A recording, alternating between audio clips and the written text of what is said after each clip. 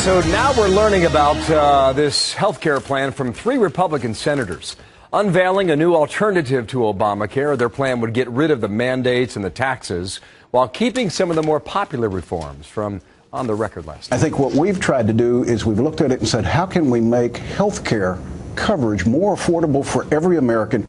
The whole idea of this plan is to give affordable access care where you run your health care and your state makes decisions, and it's not mandated what you'll buy, when you'll buy it. There's no employer mandate. There's no individual mandate. All right, there's a lot more to this plan. I want to talk about it with James Capretta, Senior Fellow of the Ethics and Public Policy Center. How are you, sir, and welcome back here to America's Newsroom. 4 big points. One I mentioned, the pre-existing conditions, that will be covered under this plan. Let's tick through them. Get rid of the, well, what they want to do is allow employers to band together like big companies do and buy their health care together. Why is that so significant, James? Well, a lot of small businesses are out there negotiating on their own, and if you have 100 employees, you can't get quite the deal you can get if you have 10,000 employees. So if you band a lot of small businesses together, allow them to work with an insurance company and a broker, they can get better deals for their insurance premiums and also negotiate lower prices from the providers, the hospitals and the doctors that are serving their workers. Was that done? It's a way to leverage their market power. Was that done before Obamacare, James, or not? It's allowed to some degree now. Under this proposal, it would be much more facilitated, and it would be encouraged, frankly, under this proposal. I see. So it brings down the cost, essentially. Absolutely. Now, one of the big rubs over this rollout has been the mandates that requires insurance companies to have certain coverage, certain policies for, well, just everybody who has that. This would get rid of these mandates, right? Yeah, I mean, this proposal would beat Obamacare on basically every metric. It would cover people, it would do pre-existing conditions, it would slow the growth of costs without the government mandates, taxes, and huge spending of Obamacare. So it's a plan to address the problems that Americans want fixed without the big government baggage, frankly, of Obamacare. There isn't this shift of huge amounts of power to the Department of Health and Human Services. They couldn't dictate what's in everybody's insurance plan.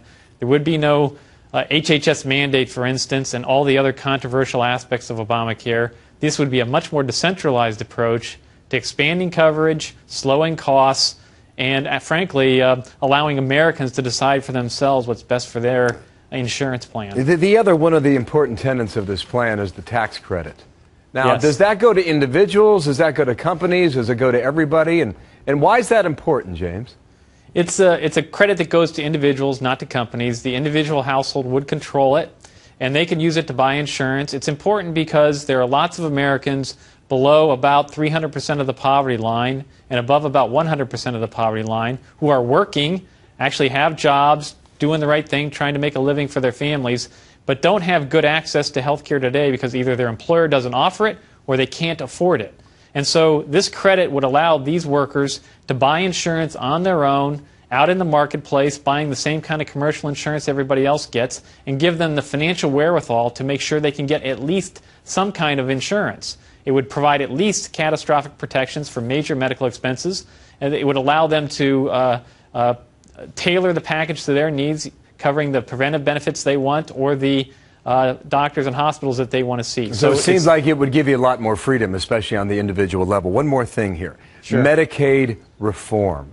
Not getting rid of it, but reforming it. I mean, this is sticking in the crawl of every governor in America. How would they change it? They would give the states much more flexibility and allow them to put these people who are currently in a isolated Medicaid program, put them into mainstream insurance so that they get access to the same doctors and hospitals as everybody else. And also, frankly, as they work, they wouldn't lose their coverage. If they get a better paying job, they'd stay with the same coverage and their subsidy would travel with them. So this Medicaid approach is really to give the states the authority to move in a market-based direction for their Medicaid program, allow a lot more flexibility, get rid of the Washington rules and regulations, and let the states run it. How much or how do you think he will address Obamacare tonight? How's he phrase it? I think that he'll obviously try to make it a very good news story, and he'll highlight the fact that it is covering some people that didn't have insurance before. That's what they're going to try to highlight.